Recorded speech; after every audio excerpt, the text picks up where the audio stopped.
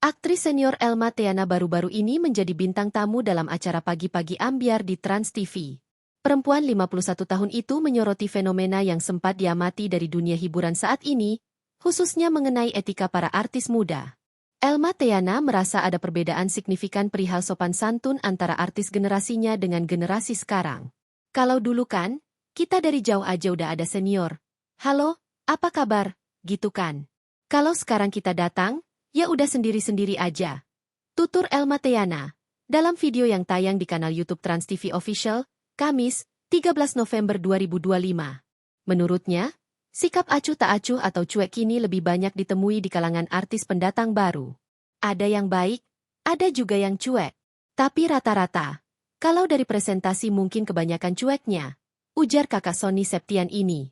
Interaksi bahkan baru terjalin saat mereka sudah akan memulai proses pengambilan gambar di lokasi syuting. Elma mengaku enggan menegur langsung karena khawatir sang artis muda akan mudah terbawa perasaan atau baper, yang berpotensi mengganggu proses syuting. Elma Theana pun berpesan bahwa etika dan sikap yang baik adalah kunci untuk bisa bertahan lama di industri hiburan.